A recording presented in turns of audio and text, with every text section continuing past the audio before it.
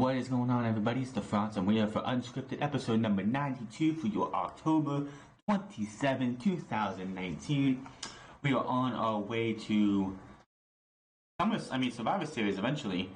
Crown Jewel is this Thursday. Will not be watching. Halloween is also this Thursday, so if you really want to get some good entertainment, turn on one of those, I think it's like AMC or one of those channels that does movie marathons, and you will have more entertainment than you will with that. If you missed NXT because you watched AEW the night before, turn that on and watch that at the same time as Crown Jewel.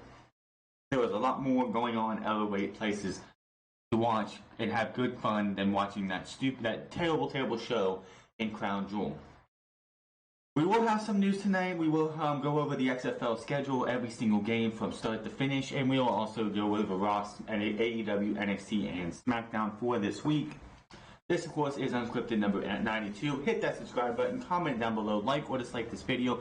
Find me on Twitter at The Franz Club. Find me on twitch.tv/The Franz Club. And let's get into what happened on Monday Night Raw. The three big things coming out of Monday Night Raw is Drew McIntyre makes his return to join Team Flair as the fifth guy for the match at Crown Jewel. He has a so-so match with Ricochet. The match with Ricochet started off, it was generic. It felt like just another paint-by-number match on Monday Night Raw. You can just see every move coming, what they're going to do. We go to commercial, we come back, they amp it up a little bit more. It does feel a little bit more like they were able to get the handcuffs off a little bit for the second half of the match.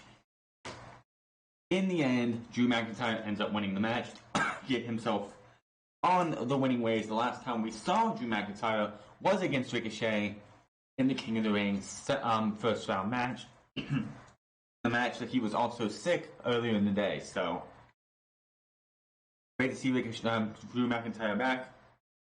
After the match, we get Drew McIntyre hitting the Future Shock DDT, and then just flinging Ricochet off of the stairs, laying him out. Then, that was about it for that one. Another big thing coming out of Monday Night Raw was Rey Mysterio's promo. The best promo of the night. He comes out, he thanks us, he thanks the fans, and says we're all going to celebrate when Cain Velasquez takes the WWE Championship away from Brock Lesnar. That is not happening. I'm telling you people right now, and I know this, you can say a fact, you could say it's not a fact. Cain Velasquez is coming in so Brock Lesnar can get his win back.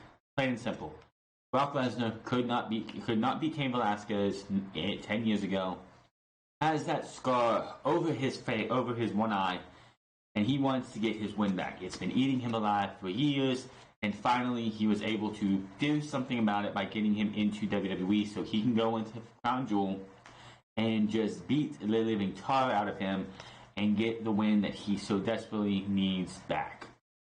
That is exactly what we're doing now. So, he has this great promo going on. Paul Heyman comes on the screen and says, you're saying all these things. You're saying that Cain Velasquez is going to kick my advocate's ass and everything. But you wouldn't be saying this if Brock Lesnar was here, would you? No, you wouldn't. And the reason you can say this is because Brock Lesnar was drafted to SmackDown. Now, I'm Paul Heyman. I wasn't drafted anywhere. I can be on Raw. I can be on SmackDown, but Brock Lesnar can't be. But we have an alternative at this time as Shelton Benjamin comes out. I love the fact that they brought up the history between Shelton Benjamin and Brock Lesnar. If Brock Lesnar was not going to come to WWE unless WWE got a roster spot for Shelton Benjamin, a guy who helped train Brock Lesnar. He mentioned that. University of Minnesota, they both went there, they trained together. Brock Lesnar was in WWE originally, partially because of what Shelton Benjamin did for him. He's his family, and I know Brock Lesnar just as well as Paul Heyman and better than anybody else in WWE. Says, well, why does Cain Velasquez get a title shot? Why does Cain Velasquez get this title shot that he doesn't deserve? Maybe if I start pushing you around, maybe if I start bullying you, I'll get a title shot. He shoves him again. It's like, now I get a U.S. title shot. Shoves him again, now I want to get a Continental title shot. Shoves him again, says, now I get a Universal title shot. Says, what are you going to do, Ray? Your buddy's not here. And then, boom, just as he continues to bully Rey Mysterio, out comes Cain Velasquez, and the segment goes from pretty fucking cool to Oh god, they're gonna ruin everything, aren't they? Cain Velasquez comes out and wrestles around with Shelton Benjamin, throwing some of the, like, I don't know who's training Cain Velasquez and Tyson Fury down at the Performance Center, but he must, like, I swear Shane McMahon's been like stepping in to show him how to punch in WWE, because their punches have been awful. Yes, I know Cain Velasquez or Tyson Fury actually laid actual hands on, laid actual fist on Shelton Benjamin, he probably would have been knocked out or a broken nose or had his own scars. But you gotta do something better than this, because my god, you can tell it looked so phony. It just looked so bad. Cain Velasquez, I know, has had 1 or 2 matches in Mexico. I know he's a legit fighter, he's a legit badass. And you come out showing goat punches like that, and they just look so bad. Another big thing coming out of this episode of Monday Night Raw was Humberto Carrillo doing Sin Cara and Andrade's match, which Andrade can't beat Sin Cara without the help of Zelina Vega. But what else is new? WWE has taken a guy, a legit badass in Andrade, and have weakened him so badly that he needs Zelina Vega's help for everything. But anyway, Humberto Carrillo was watching during this match, and after the match was asked, what are your thoughts on these two guys that just had this match? And he talks about how Sin Cara needs to be, like, when you're in that ring with Andrade, you have to battle Andrade and Zelina Vega, and respects both of these guys. He takes a shot at Seth Rollins for burning down Firefly Funhouse. Later on in the night, Seth Rollins is being interviewed, and he sees Humberto Carrillo and challenges him to a match after saying, I burned down the Firefly Funhouse because I had to. It's not about doing what's right. It's about doing what keeps the championship around your waist. And then, of course, challenges him to a match. So that was the semi-main, I believe, of the night, which was a great match. It was good. Humberto Carrillo and Seth Rollins put on a fantastic match. Now, if this would have been last year between WrestleMania and SummerSlam, and Seth Rollins was the most over guy in the company, this would have been a star-making performance. Humberto Carrillo would have been a massive star. He would have been a star in the making. Unfortunately, Seth Rollins is the most unlikable guy in the company. He is Roman Reigns 2015 to October 2015 to October 2019 when he went out with his leukemia. So Seth Rollins, Roman Reigns goes out with his leukemia, comes out in October, vacates the Universal title, and tells us he has leukemia. He walks away, beloved by everybody, and Seth Rollins, they take whatever cloud was over Roman Reigns and start slowly putting it over Seth Rollins. Will he ever get as booed as bad as Roman Reigns was? Probably not. That was some massive nuclear heat, and it wasn't Roman's fault. It was WWE's bad booking. I honestly feel with Brock Lesnar being the champion again and Roman Reigns being on that same brand, we're going to see Roman versus Brock again at WrestleMania, but that's neither here nor there right now. But they have a great match. Humberto Carrillo gets his stuff in. Seth Rollins has a new edge to him because he just can't put this guy away. So Humberto Carrillo ends up losing the match. And after the match, he comes back in, Seth Rollins does. He comes back in, he shakes this guy's hand, and the crowd, by the way, the crowd during this match were chanting, "We want Wyatt." To anybody who thinks that Seth Rollins is an over guy, what the hell are you talking about? Seth Rollins is the least over guy in the company. When you wrestle a match and the crowd boos you, they chant, "We want Wyatt." They don't even want you to be the champion. They boo you handshaking a guy that just took you to the limit.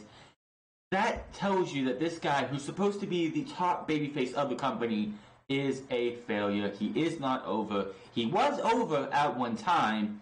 Then you had that bad booking against Dolph Ziggler, the terrible heel run, the feud with Dean Ambrose.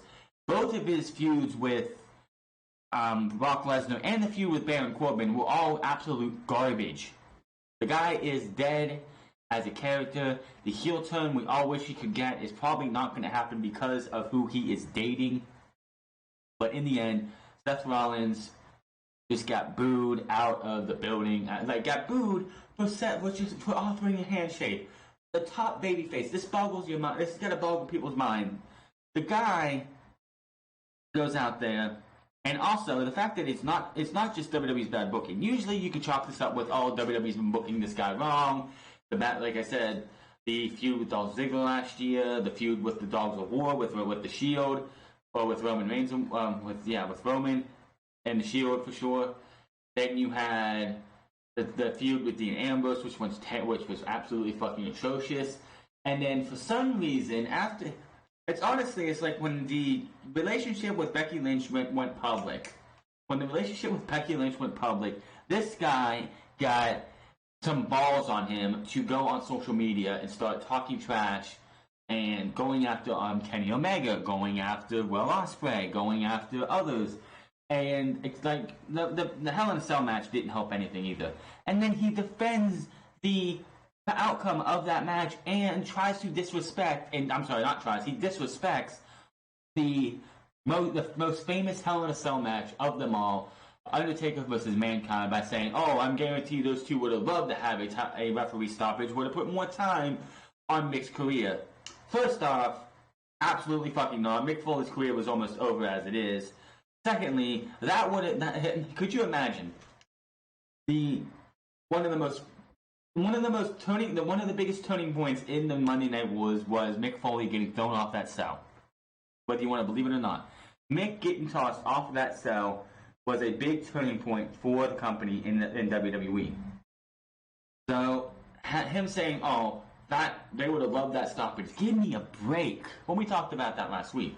But the guy just can't keep his mouth shut. You're dating or you're engaged to one of the best people one of the best WWE stars who just has the social media game down, and you come off as a fucking clown. There are people using pictures of Seth Rollins dressed up as Joaquin Phoenix's Joker as pictures of Seth Rollins, using him as a clown. Dude can't get over. The dude will never be over as much as he was last year. They have ruined Seth Rollins beyond repair. Yes, giving him a heel turn would be good for him. Unfortunately, and this, I might be wrong. But unfortunately, he's kind of, engaged and publicly engaged to the most over person in the company. So if WWE was to turn him heel, they would eventually have to turn her heel, and I don't see them wanting to do that because look what happened the last time they tried to do that. How bad did that backfire? So WWE, so you have to get used to Seth Rollins being the guy who is just an unlikable babyface because he's not going away anytime soon. One more thing before we go to AEW, they had last week we got lied to again. Another bait and switch. WWE came out last week on Monday Night Raw and was like, next week on the show we're gonna have a 6-man tag match. It wasn't on Raw, but later on in the week, we're gonna have a 6-man tag match: the Street Profits and a mystery partner against the OC. We get to Monday Night Raw after the first segment. Vic Joseph's like, later tonight, the OC versus the Street Profits and a mystery tag team partner in a 6-man tag match. We get to this match, and it is a normal tag team match. And we waited all night for Kevin Owens. Now, if the OC had a different leader, maybe somebody we haven't seen in the ring with Kevin Owens before, maybe if somebody who Kevin Owens had a good feud with, I could understand them doing this, but Kevin Owens and AJ Styles, again, for the United States title, again. It's like WWE is trying to rehash everything they did in 2017. Oh, let's see. Kevin Owens versus Shane McMahon. Check. Let's see here. Kevin Owens versus AJ Styles. Check. There's probably other ones off the top of my that I can't think of off the top of my head, but that's two right there. It's like, oh yeah, Brock Lesnar, WWE Champion. Check. Or a major champion. Check. Just, it's just so bad. WWE just can, like, they're so brain dead. Vince McMahon's like, what did we do 2 years ago? Oh, let's rehash it. Let's do it again. It was great then. It was such good shit. Everything that comes out of my head is good shit. I'm such a genius. No, Vince is not a genius. Vince has not been a genius for at least 20 or 30 years. The only reason Vince McMahon says he is a genius is that he takes other people's ideas that are great ideas and puts them off as his own. Plain and simple. Let's talk about something positive. As Monday Night Raw was absolute garbage. Now, if you did not watch NWA Power and AEW Dark, and you booked Tuesday off from watching wrestling, I can understand why after what happened on Monday and Tuesday on Monday Night Raw.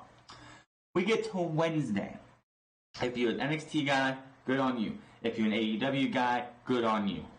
I watched AEW as I have all 3 weeks so far, up until this week, and then NXT on Thursday. So, AEW had the tag team tournament, they won Pittsburgh, the tag team title tournament semifinals, where the SCU and Lucha Bros move on to the finals, as the Lucha Bros took on Private Party in an action fast-paced match that just went 20 miles a minute, and just, there was no stopping, no rest holds, no nothing. This match was absolutely fantastic. The Lucha Bros win in the end, which, honestly, when the Lucha Bros won, it was kind of predictable who was winning the second match, simply because they set this up last week, the prior week, by having Christopher Daniels be attacked. The reason, and it's come out in the dirt sheets and stuff, I'm sure this is true. The reason that they had the attack on Christopher Daniels, he's not actually injured. They just did it to get Scorpio Sky over. Which, honestly, if you think about it, is a really smart idea, because out of the three guys, Christopher Daniels and Kazarian are both over guys.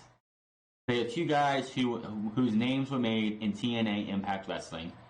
Whether you watch TNA, whether you read about it or whatever, Impact Wrestling TNA was where they made their names. Scorpio Sky, of the three, is the relatively younger, more unknown guy than both of those guys. So, trying to get him over by doing what they did was actually a very smart move on AEW's part.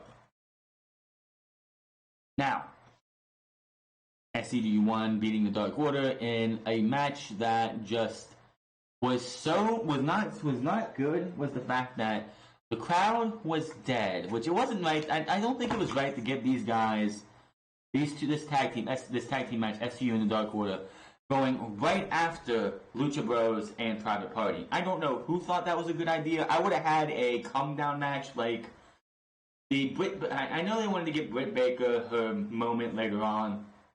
Maybe have some kind of squash match, some jobber match. Have a match that the fan that are just disgustingly bring the crowd down and not get the crowd excited at all. That is where you put this match after giving you Lucha Bros versus Private Party. The crowd did not go crazy, didn't get out of the chairs, did none of that until you saw Chris Jericho, Sammy Guevara, and Pride and Powerful, Santana and Ortiz, come around and go up to their the box where the luxury box to watch the show. Then there was some good action in the ring, and all you see is the opposite hard cam side where everyone is sitting, just looking back. Everyone's back is to the ring, and they're looking at Jericho. So if anything good happened, these guys in the crowd missed it. So SCU, Dark Order, they put on a better match than what the Dark Order did against the Best Friends. Was it a barn-burner match? Was it a really great match? No, it was an okay to good match, if you want to say so. But SCU did move on, and that is going to be a match next week. The biggest and the best thing that happened on this show, in my opinion, was Chris Jericho was up in his booth after they had Kenny Omega and Joe Janela. They had an excellent match. They finally did a match where Joe Janela looked like he could go against a guy like Kenny Omega, and that's what that match was for. But the part I want to talk about was after that match, we had Tony Schiavone in the ring with Chris Jericho, with Cody Rhodes. Cody was supposed to make some sort of announcement. We don't know what that announcement is. He did ask somebody asked him later about when is that announcement going to be said, and he pretty much said it's just going to have to happen when he gets a chance to. So I feel it's going to either be this week or next week. Now, Chris Jericho was up in his box. They were going off with air horns. They had Chris Jericho had an AEW mic, booing and saying stuff.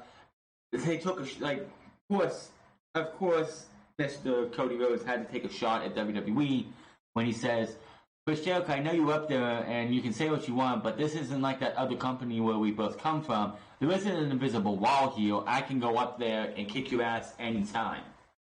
He goes to do that. He quickly realizes it's 4-on-1. He would probably get his ass whipped.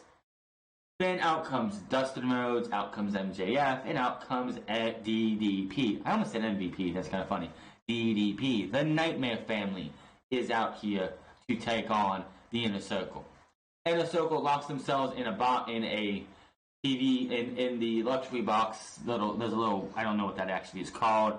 The inner portion of the luxury box, but they lock themselves in there. Cody puts his hand out. MJF wraps his scarf around Cody's hand. Cody punches the window. They fall off for a brawl. And if this would have been WWE, this brawl would have happened, and they would have went into the concourse, and then the heels would have beaten the baby faces down and stood tall, and that would have been that. But no.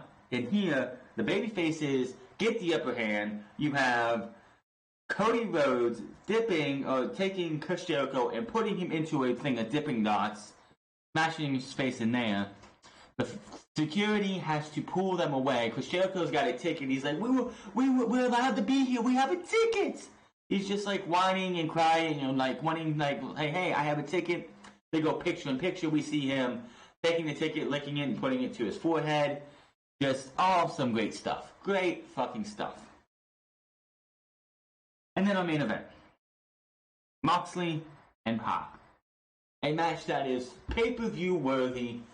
The last time these guys wrestled each other, Neville still. Pac was still Neville, but he was Adrian Neville in NXT, and Moxley was Dean Ambrose as the United States champion in the early days of the Shield in 2000 and what was it, 14, 15, 16, something like that. One of those years that he was United States champion and Pac, who was Adrian Neville at the time, was in NXT. That was the last time these two wrestled. They had a hell of a match. TV time remaining. There was like 15 minutes left in the show. They went the full.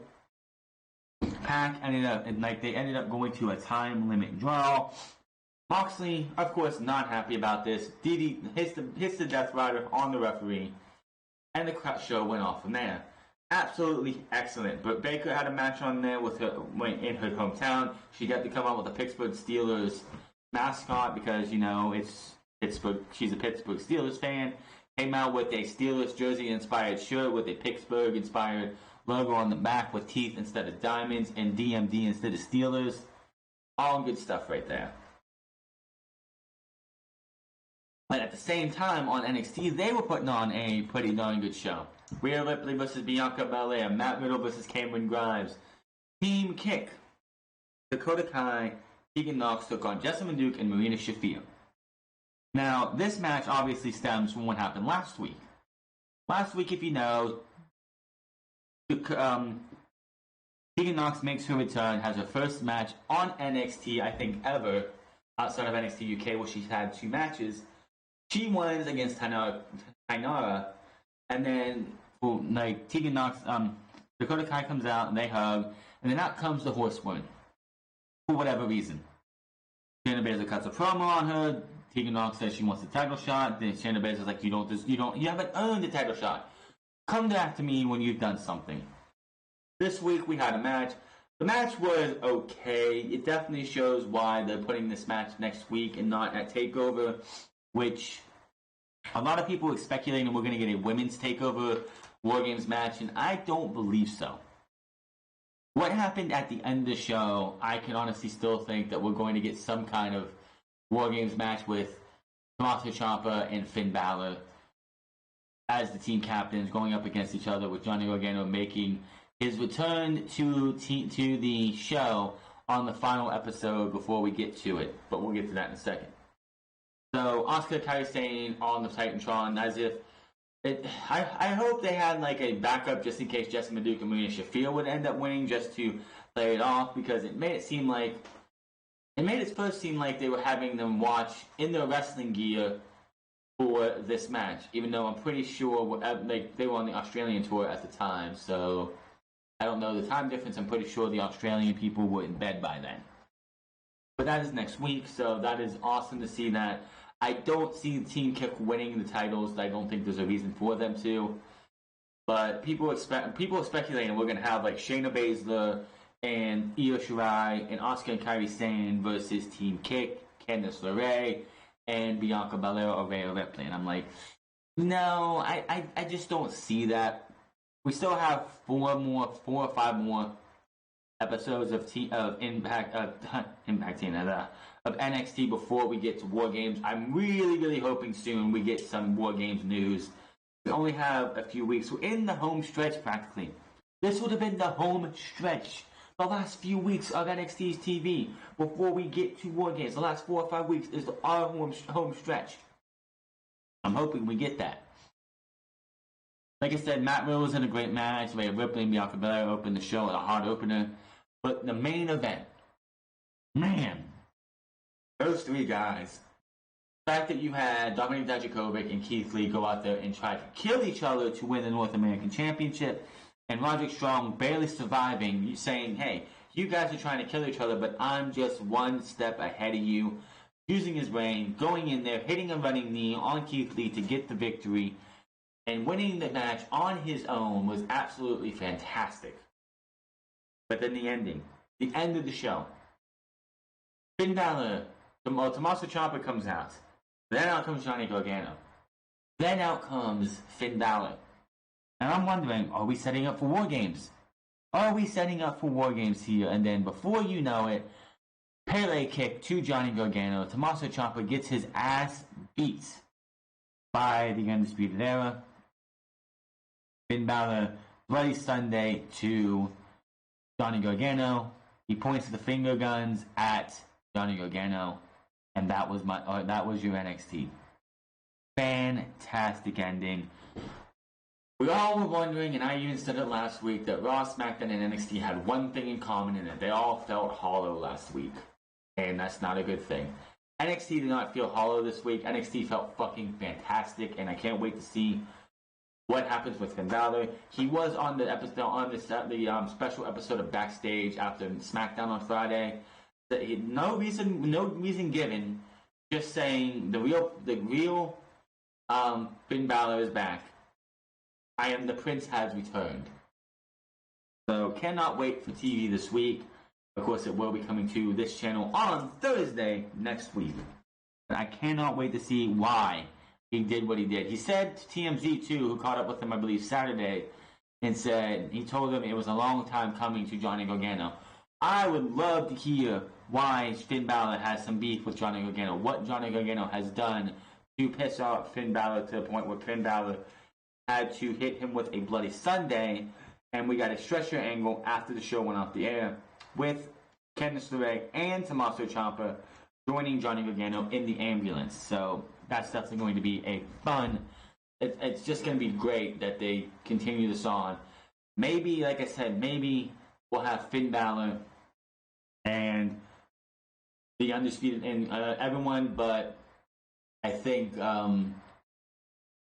Adam Cole taking on Tommaso Ciampa and a couple other guys. Keith Lee, who was there on the stretcher job, maybe Keith Lee will be in that to have us in a War Games match. I don't know. They have a few weeks left. They got to start building to War Games coming up this week. Rhea Ripley obviously is going to be number one contender going into War Games. That is absolutely assured. It's been obvious since she made her debut in September on return in September. There's no doubt about it, and she's got to be the one to beat Shayna Baszler, plain and simple. NXT looking up. I don't know if the ratings on both shows were piss poor because NBA had their premiere week. It's the tip-off week, and the World Series was going on. Next week, I hope I can say that NXT and AEW will both bounce up next week. We'll have to wait and see though. SmackDown though. SmackDown on FS1. Piss poor. Fox is spending $1 billion over the next 5 years on this show. Nothing really happened outside of one thing. Cain Velasquez and Brock Lesnar were supposed to have a face-to-face. Earlier in the night, we see Rey Mysterio, Cain Velasquez, and Dominic talking. We don't hear what they're saying because that's how WWE works. But Dominic's there. Why is Dominic there? We get to the face-to-face, and only Cain Velasquez and Rey Mysterio walk out to the arena. Walk out. No Dominic anywhere. You gotta be thinking, well, Dominic's there, Brock is there, Cain is there. This is only going to go one way. Brock Lesnar has to destroy Dominic again. They do the face-to-face thing for a minute. You have Rey Mysterio saying Dominic wants to thank you for showing him love. Yada yada yada. Paul Heyman comes out and is like, "We're not going to do this face-to-face right now. Are you kidding me? 6 nights away from Crown Jewel." Of course, Paul Heyman is a smart guy because if there was a face-to-face, there would be a brawl. Maybe another scar on Brock Lesnar's face before Crown Jewel. He puts out a couple guessing games. Hey, what's Brock Lesnar going to be doing tonight besides going out there? Who has he been doing it to? Where is Brock Lesnar? I guess we just have to spoil you. And he pulls up by the head, by the neck or whatever, Dominic. Cain and Rey leave the ring. We go to commercial. Back from break. And Dominic is laying on a medical table being checked by a doctor, quotation marks.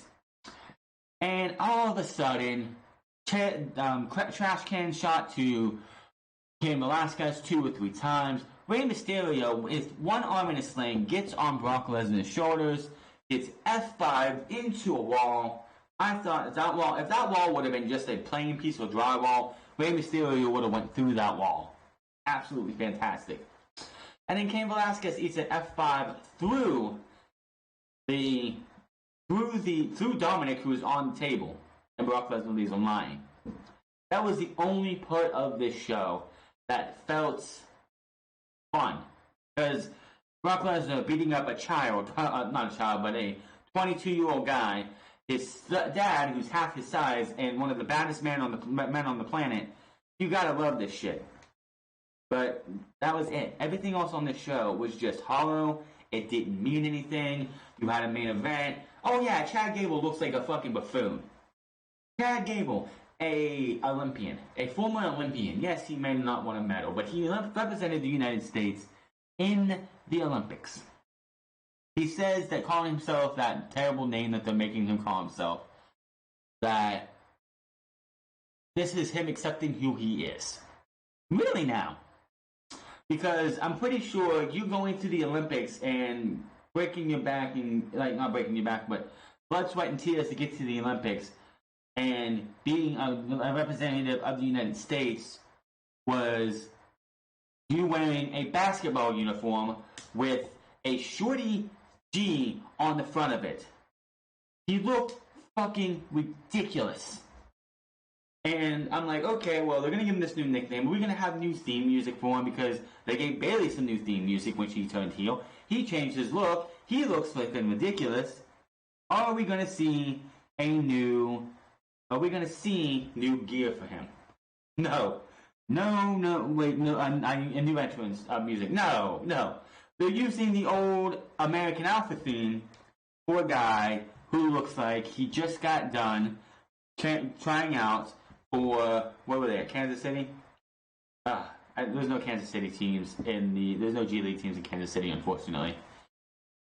But he looks like he just came back from trying out from the for the what is it, the Bakersfield Jam or whatever the closest G League team. The dude looked ridiculous. You took a guy who had a unique look, you made him cut his hair, and now you took him out of his wrestling attire and put him into a shitty basketball-inspired group. What is he going to do? Put on a headband and start rapping? Absolutely looked ridiculous. This show was absolute garbage. Here's the thing. Raw and SmackDown might just be getting 10-minute reviews because honestly they don't deserve anything else. AEW, NXT are the place to go when it comes to wrestling. SmackDown, Raw, they are absolute just insulting your intelligence. They don't give a shit about you. All they know is like, oh, we can do what we want. We can have a legit athlete, a legit Olympian wrestler go out there, cut his hair to look ridiculous, make him change his name, make fun of him, make him wear a ridiculous outfit, and we're going to tune in anyway. People are going to stop tuning in, I hope, soon. And I guarantee you, because the ratings for this show were not out by the time I start recording this, because they were on FS1, I expect to see something with that next coming up on Monday. But I guarantee you, I doubt they get anything above a 1 in this show, because this show is absolutely atrocious. If you watch this show and you think anything outside of what Brock Lesnar did to Cain Velasquez, Dominic, and Rey Mysterio was any good, you're out of your fucking mind. Let's get to a little bit of news before we call this a night. We gotta talk about this Seth Rollins deal. Seth Rollins was at during a conversation appearance in Houston over the weekend. The Universal Champion took a shot at AEW when asked about a hypothetical match with AEW star Kenny Omega. He said, and I quote, sitting right beside his fiancée, when Kenny's done playing in the minor league over there, then he can come and work at the absolute top professional wrestling company in the world, in front of the most people, and make the most money, and have the biggest matches with me at WrestleMania. Dude, are you kidding me, Seth? The biggest matches? I'm sure Kenny Omega would take wrestling Kazuchika Okada for an hour-long draw over a match with you. I'm sure Kenny Omega would take a match with Juice Robinson for the United States Championship over a match with you. I'm sure he would take that match with Chris Jericho over you. What do you say here? In front of the most people, really? Oh, really now? Because AEW's two pay-per-views, 2 special events, but in all 3 shows, even though, yes, they know they're in smaller arenas mostly than what WWE's running, has probably had more fans attended their shows than anything that you have been on in the last 4 years. Give me a fucking break, Seth. When is Seth going to learn, though, that I don't think Kenny Omega has already come out and said, yes, it was all about making the most money. Yes, he would have went to WWE. But really, at AEW, I'm pretty sure is paying him good money to be wrestling at AEW. So, the most matches, the most money. If you're caring about money, then you're in the wrong business. Why money has to do with anything is beyond me. Seth Rollins just cannot stop opening his mouth. Now, yes, I know this was Seth Rollins trolling the fans. He was trolling the fans because that's what you do. But he does it so piss poorly. He comes off as a condescending prick who just needs to realize that it's kind of funny because sitting right beside him is his fiancée, the woman who can sit there and burn you like that and make you feel foolish for even coming up challenging her on social media. Why he hasn't sat down, or she hasn't sat down and told him, hun, babe, whatever she calls him, you gotta stop. I think it's time we take the Twitter away from you. I think it's time we take the social media away from you. Because quite honestly, he comes off as a clown every single fucking time. Now, Jim Ross appeared that he wanted to respond in a similar way because he brought in the fact that Rollins isn't over as his girlfriend. He said this, and I quote as he responded about this, "Rollins is in a great spot. He's blessed. Maybe someday he'll be as over as his girlfriend. I don't know. Nonetheless, I've always liked his work. He's a solid guy. He's a solid guy. But saying things like that to make him, it makes him look bad. I feel badly," which he said for via Sportskeeda. Ross also went on to comment on the fact that he believed that Rollins is making these kind of comments to gain favor with some of the bosses in WWE, as well as pointing out that the current Universal Champion is in a position where he should be making these kind of comments. I don't know what the answer is, but for the top talent that's been blessed with the great health right now and making a ton of money and dating the hottest woman in the business, yes, Becky Lynch, I will agree to him on that, is the hottest woman in the business. Don't at me. Arguably by many, man, what are you going to have to bitch about? Are you kidding me? AEW went on to fire a number of shots at WWE as part of the show this week, which could have been a retaliation to the comments that Rollins made a few days prior to the show. So, yes, did JR need to go on his podcast to say this at all? No. Was it warranted for JR to go on his podcast and say this? No. Kenny Omega hasn't said anything from as far as I've seen. So, is AEW the minor leagues? No. It's the sad part is that AEW is not minor leagues by any stretch of the imagination. AEW is like, AEW and WWE are like, let me think here, are like Call of Duty and like Call of Duty back when it was good, and Battlefield back when it was actually awesome too. Two shooters that everybody loved, and I'm talking like 2008-9 versions of Battlefield Bad Company 2 and Call of Duty Modern Warfare 2. Those two games were absolutely fantastic. I don't know if they came out in the same year, but you know what I mean. Like, it'd be like AEW is WWE is, well, let me say this. AEW is Modern Warfare 2, and WWE right now is Call of Duty Modern Warfare this year. Broken, the story ended, terrible as fuck, has an open beta that nobody fucking likes, and the game sucks right now. Whereas you have AEW, which is Modern Warfare 2, one of the better games, better storylines that they've ever done, best online that they've had in a very long time, and that. Now, NXT, when you look at this, feels minor league. It feels like you have AEW, which is Call of Duty Modern Warfare 2, and Battlefield, and WWE, which is Battlefield, which has always felt inferior to people, even though it's been a more superior game than WWE to Call of Duty on most years.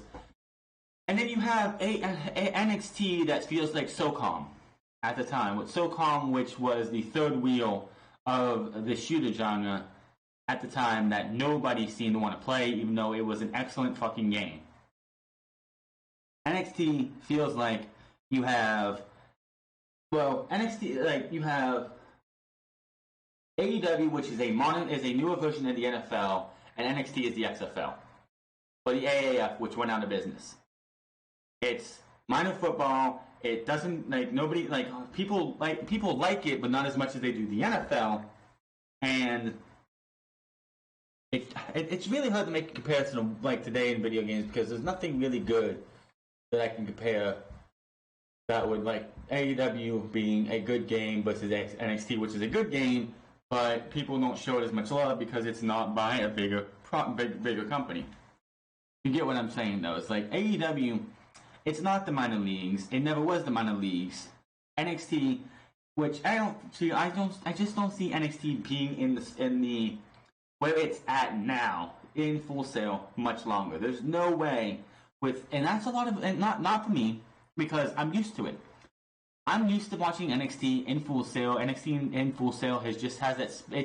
At 1 hour, it did have that special feeling inside of it that just made it feel great. And then you have now where it's like, yeah, the big difference between NXT taped and NXT now is that NXT now, the crowd feels hot from start to finish the majority of the time. NXT taped, you would have 4 or 5 weeks. Week 1, hot crowd, everyone's going absolutely ballistic for whatever goes on. Week 2, crowd's still hot, but it's coming down a little bit. Week 3, you can tell that crowd is tired because they've been there for 3+ hours.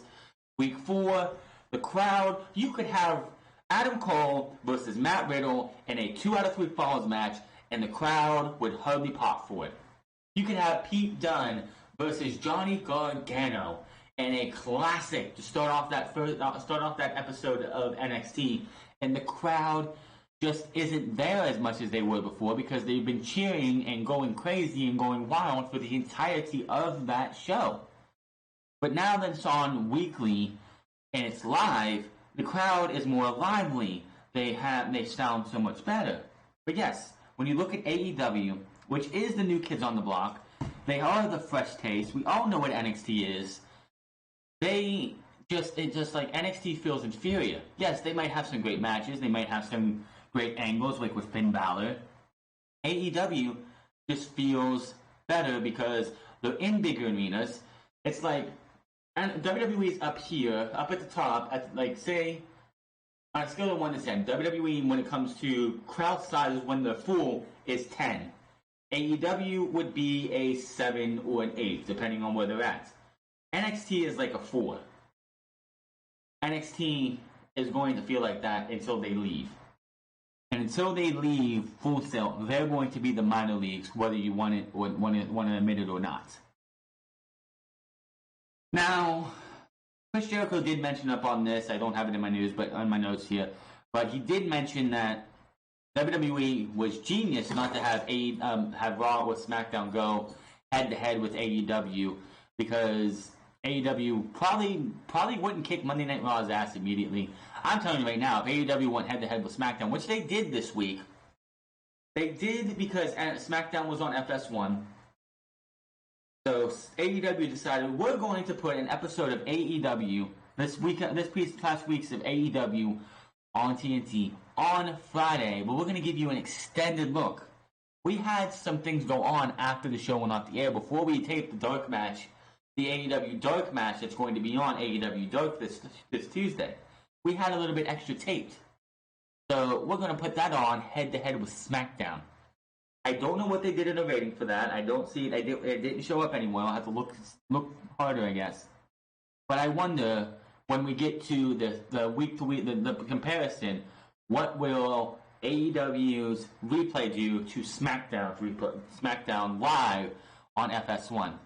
There are a lot of people saying on Twitter, I don't get FS1, so it looks like it's AEW replay for me. Which, honestly, this was the best episode of AEW so far, so if you didn't have FS1, you weren't missing anything. And if you watched AEW again, you got twice or 3 times the excitement and the awesomeness than you would on SmackDown. Now, Randy Orton, who has been actively on social media over the last year, teasing he's going to be leaving WWE. Teasing that he might be going to AEW. He might become Elite.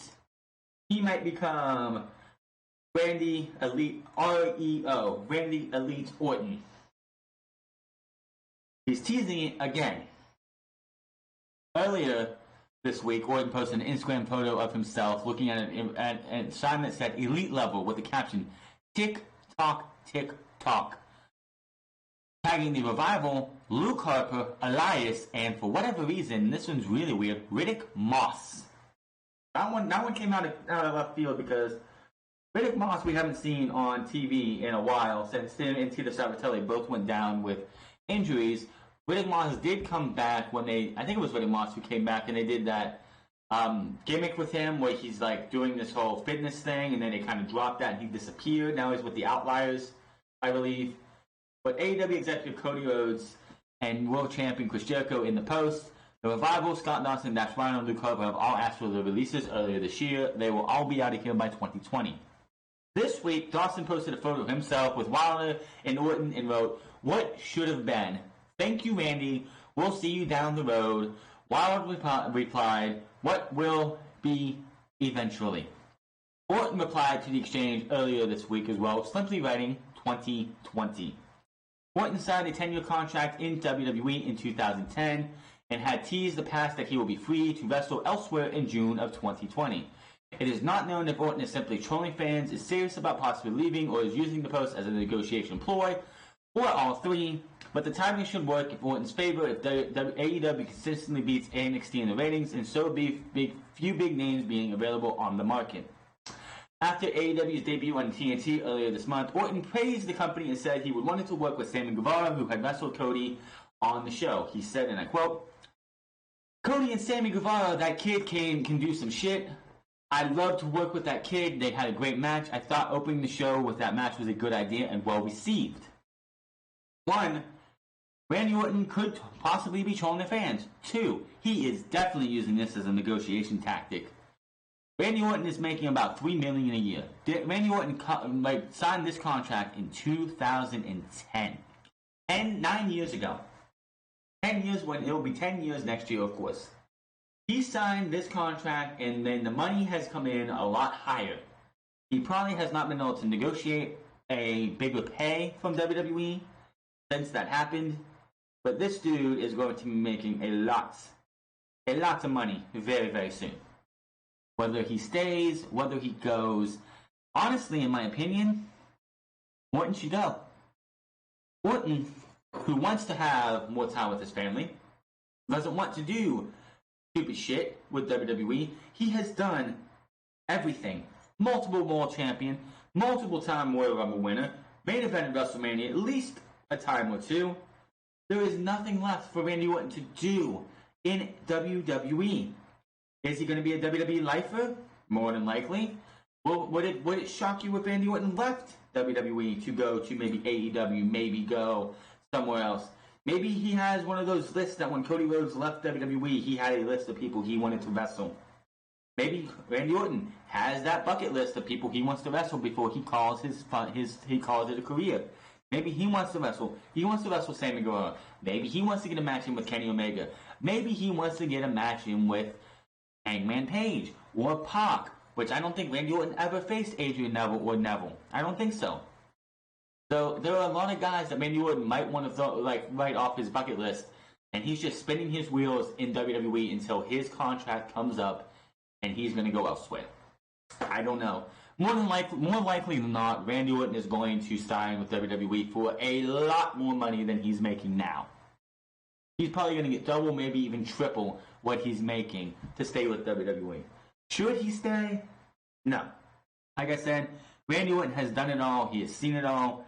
Winning 3 or 4 more titles, world titles, is not going to make his change his legacy one bit. Randy Orton should go, and that's all I have to say about that. Would he leave? Dash Wilder and Scott Dawson are out of here. Luke Harper is out of here. His time on the main roster is already over. They brought him back to team with Eric Rowan, and then they broke him up in the draft.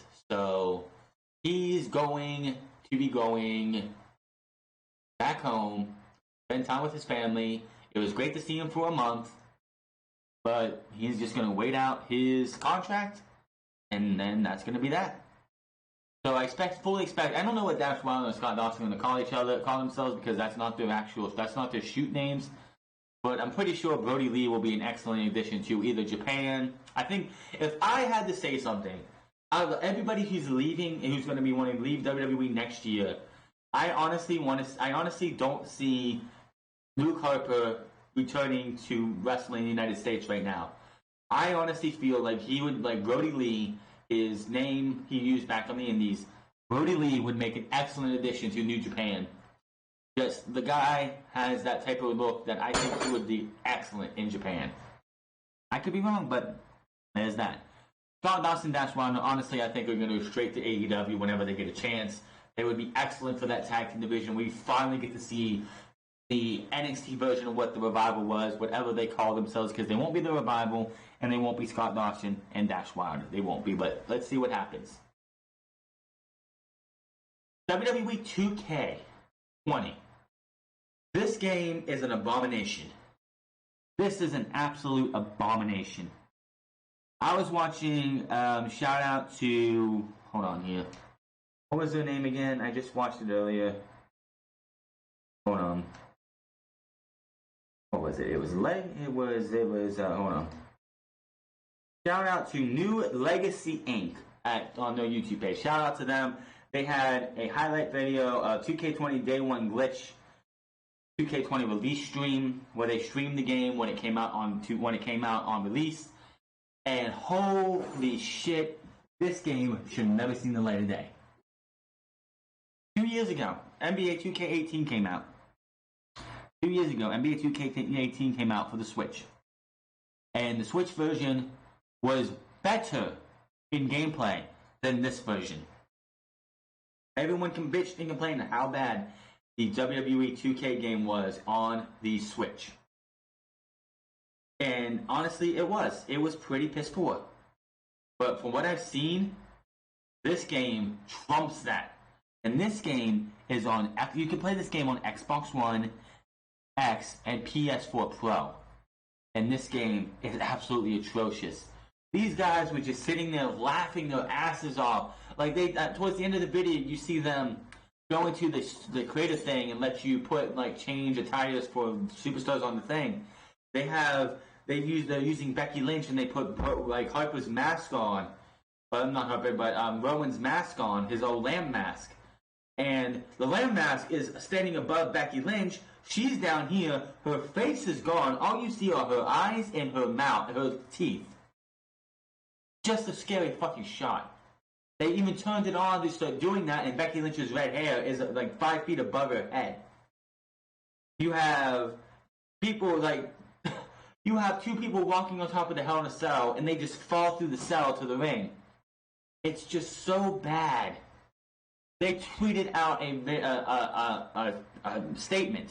It says, "We're listening to the feedback that's been shared regarding WWE 2K20 and are aware of the concerns. Some players are reporting we're working hard to investigate these concerns and address them as necessary. We expect to have an initial patch ready in the next 2 weeks, with others to follow. Stay tuned at WWE Games social media channels for information." That statement. Fixed hashtag, it was so bad. Hashtag fixed WWE 2K20 had been trending for days, with players venting hundreds of issues with the game. This game came out on Tuesday. From in-game issues such as glitches, missing features, to issues with fans not physically receiving all of the advertised items with the collector's editions. The original report also issues by clicking, and you can read reports of Hall of Famer Edge on his planning on helping fans by clicking, and you can click on other things and report of Sony issuing. Yeah, it was so bad. Here's the thing. This game was so bad. Sony, who does not give you a refund for anything, any game, if you download even a kilobyte of any game, Sony will not give you a refund whatsoever. They were giving you refund, people who bought this game on the PlayStation Network, refunds.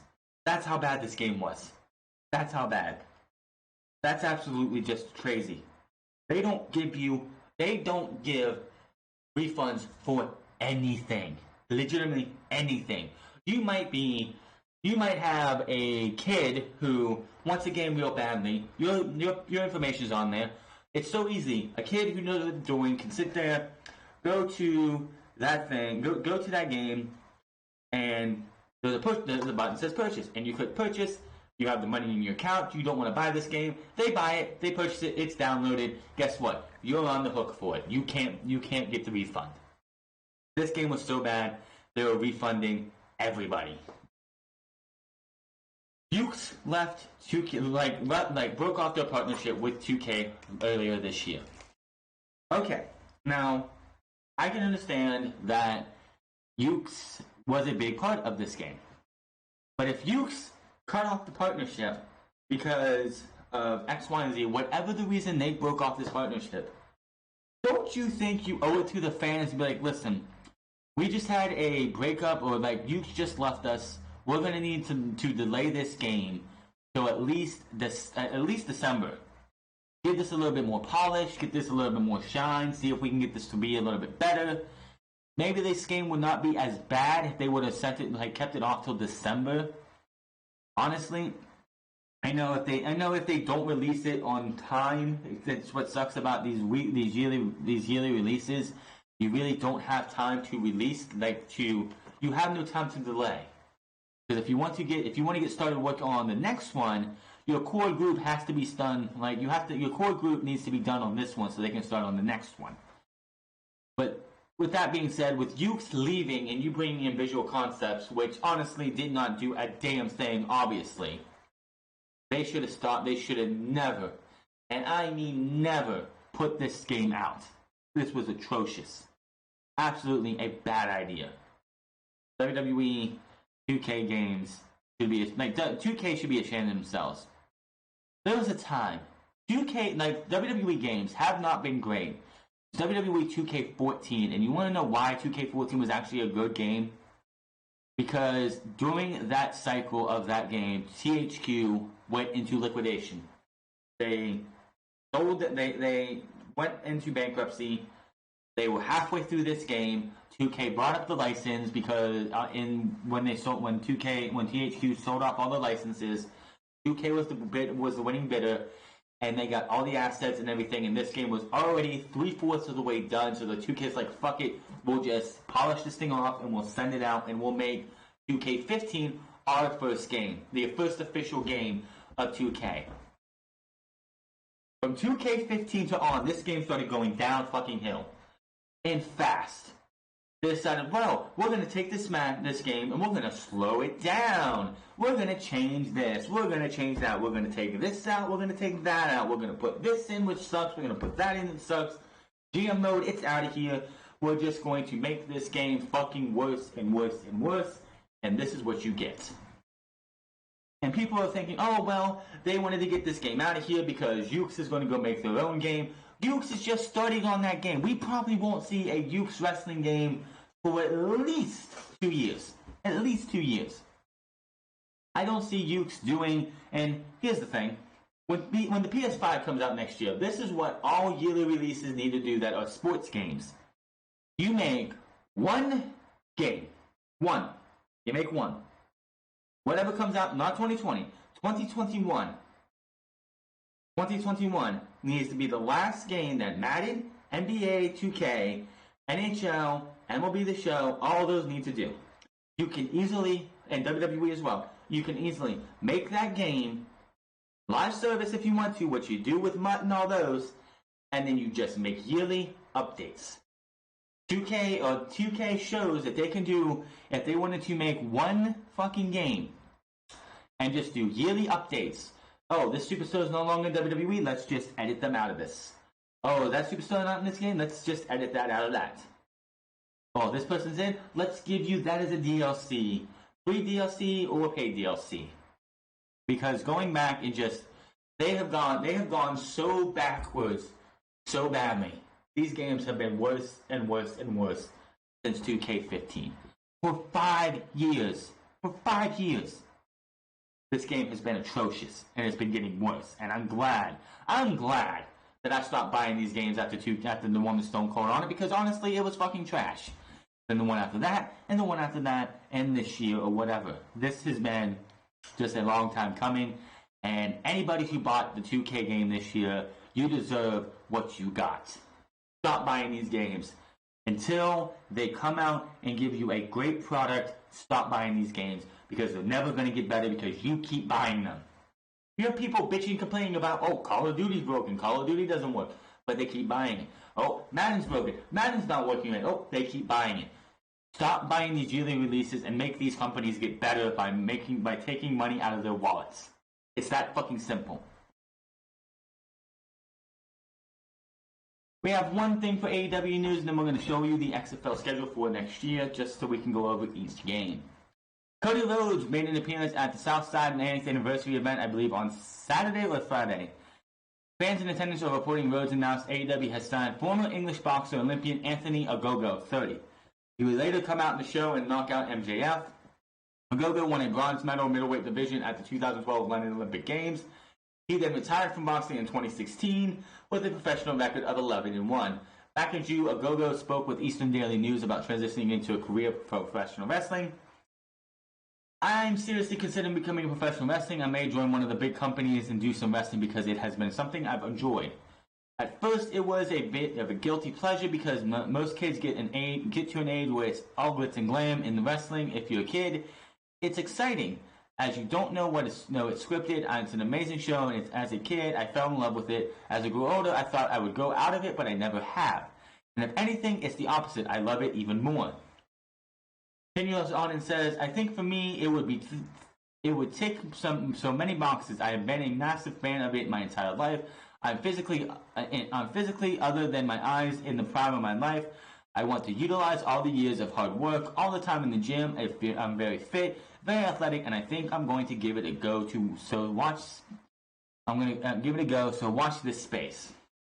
Ogogo already made his wrestling debut in his hometown back in February for World Association of Wrestling. In April, Rhodes talks a bit about recruiting Ogogo and Road to Double or Nothing episode 12 at the 6:54 mark, and you saw the Boxer's life story.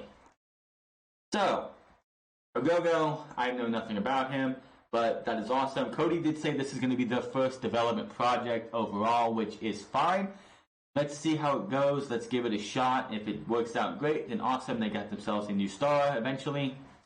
But it's just going to take time, and we're just going to have to see what happens. So Anthony, Ogogo goes to AEW, where he is going to be hopefully.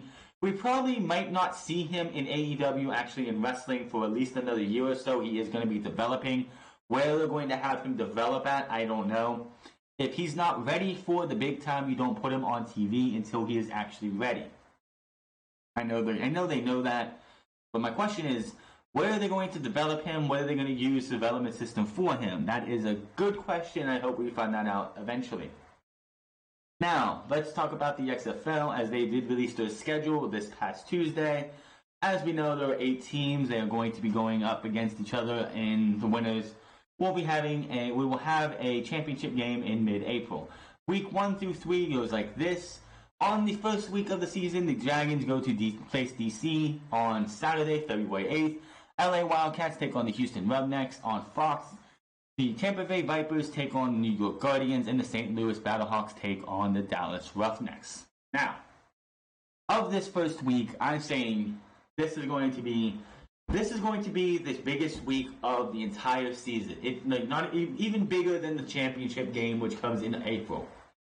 If they come out to this first week and they just lay four eggs in a row, give you subpar football, and just the game doesn't look good at all, then the other 9 weeks do not matter, because the XFL will fail like that.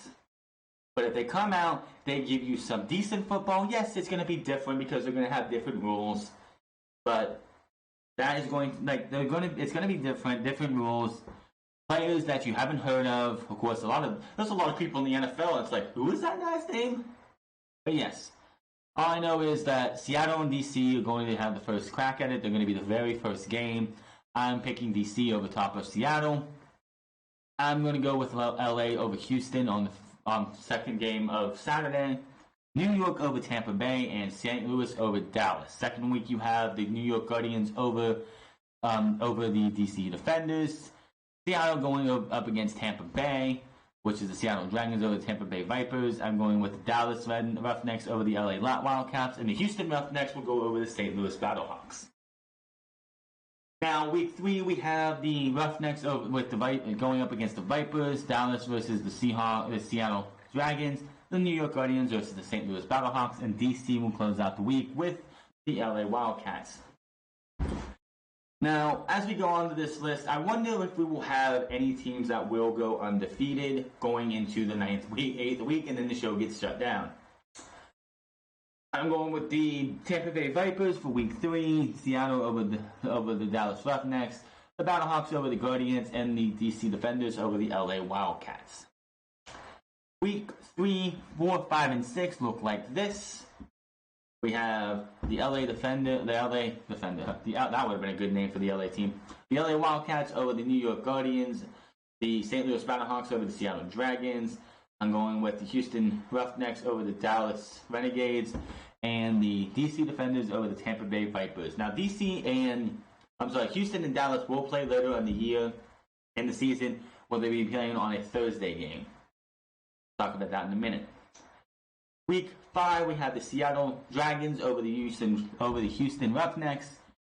New York Guardians over over the Dallas Renegades, the DC Defenders over the St. Louis Battlehawks, and the Tampa Bay Vipers over the LA Wildcats. Week 6, we have the Houston Roughnecks beating the New York Guardians, the St. Louis Battlehawks beating the Tampa Bay Vipers, the DC Defenders defeating the Dallas Roughnecks, and the Seattle Dragons versus taking on the LA Wildcats and beating the Wildcats. And then week 7, 8, 9 looks like this. We have the St. Louis, hold on 1 second here. I gotta make a little change or something. Yeah. Then in week 7, we have the Dallas Roughnecks over the St. Louis the Tampa Bay Vipers, the St. Louis Battlehawks over the Los Angeles Vipers. I keep saying these names wrong. The LA Wildcats, the Guardians over the Dragons, and the Defenders over the Roughnecks. Defenders will take on the Tampa Bay. Will beat the Tampa Bay Vipers. The Battlehawks will defeat the Guardians. The Wildcats will defeat the Roughnecks, and the Renegades will defeat the Seattle Dragons. And then we go to that Thursday night game in Week 9. Why is it on Thursday? I don't know. It might have to be a scheduling conflict with, I believe, Houston's home team. So whoever, is anyone else using that arena? I don't have a clue if there is, but looks like it's going to be Houston taking on Dallas, and I think Dallas will win that one. The DC Defenders will lose to the New York Guardians. St. Louis Battlehawks will take out the Vipers, and the Seattle Dragons will take out the LA Wildcats. And in Week 10, which I'm not keeping these tracked right now, I'll have to look at it later. But in Week 10 ends with Thursday night game with Dallas taking out the LA Wildcats, the Seattle Dragons taking out the Houston Roughnecks, the Battlehawks, and the New York Guardians teams both winning their games. Those games to be determined if they're going to be on ABC or Fox and what time they're going to be. And I was getting worried for this for a minute because when the schedule first came out and people were talking about this, for some reason, people thought that they were going to do East versus West and East versus West, like East 1 versus West 2, and West 1 versus East 2. And I'm so happy they're not going to be doing that because that would have been absolutely stupid. We will have an East versus West matchup on April 26th, which is going to be when it will be on ESPN. Where this is going to be taking place, I have absolutely no idea. But this is your schedule. If you've seen them all, there you go. All 10 weeks, all 80 matches. Well, I'm sorry, all 40 matches. I'm mad. Yeah, all 40? Yeah, 40 matches. Cannot wait for the XFL season. Make sure to check those out. But this is your Unscripted for episode number 92. Hit that subscribe button. Comment down below. Like or dislike this video. Find me on Twitter at The France Club. Find me on Twitch.tv, The France Club. And I will see you guys tomorrow for another piss poor episode, lifeless episode of Monday Night Raw. Until then, my name is France, and I'll see you guys later.